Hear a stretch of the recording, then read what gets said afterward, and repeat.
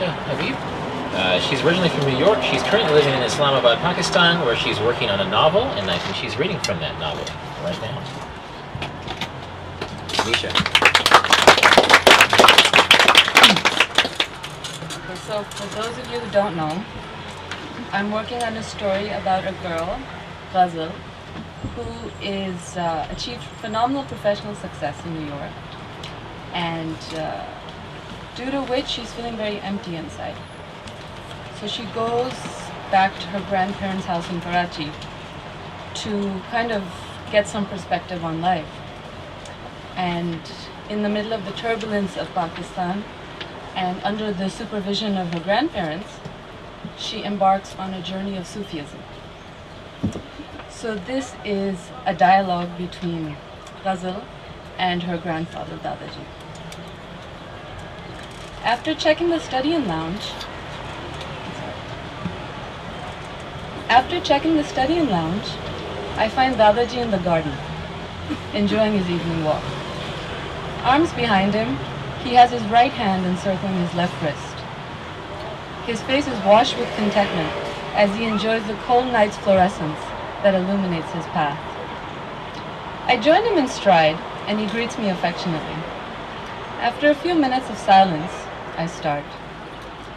I've been thinking a lot about what you said. He confirms that within each of us is a great artist, and we must discover and unleash it. Yes, I reply. And what have your deliberations fostered? That my talent is to be confused and lost? I'm pretty sure I've mastered it too.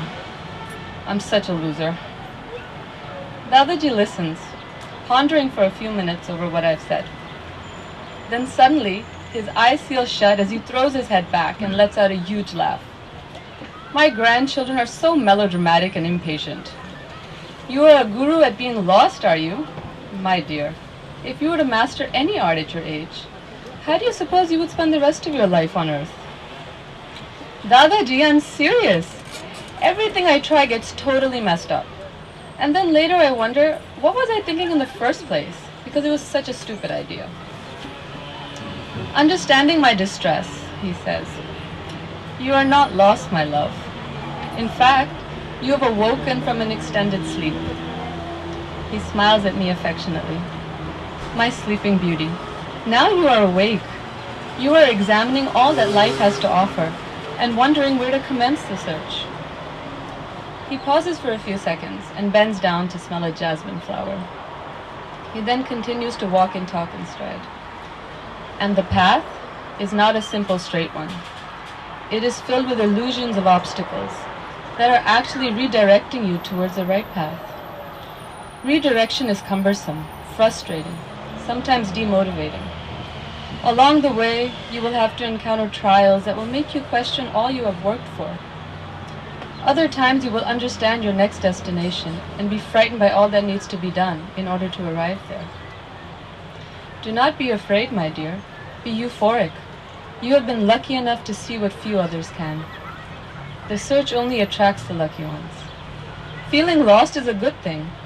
If you were not lost, then you would be satisfied with where you are, and therefore never search and discover all that you will on this journey. Well, now that I am, as you say, awake, where do I find my artistic talent?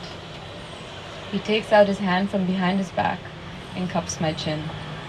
My dear, it will find you and entrance you with the slightest inclination of its presence, making you forget the world around you. It will fill your heart with love and passion. It is already knocking on your heart's door, and its intense desire to enter is putting you through internal havoc. Now is the time to embrace it. But how? The excitement starts pouring out of his eyes. You must study the art of all those around you. Search for the artist in all those that cross your path and mind. Bless, praise, and admire their talents. Search for each artist's expressions in their work. Ponder over every brushstroke that invites you to look closer. Learn the language they express it in. Hear what they sing. Understand their dance. Read their poetry. Discover what they paint about. He places his arm back behind him. And on this journey, you will find both inner peace and satisfaction. And from there, all the answers will effortlessly unfold before you, unleashing your inner artist. Some would call that the search for God, I volunteer. A satisfied smile spreads across his face. For someone who claims to be lost, you have a reasonable grasp of the guiding map.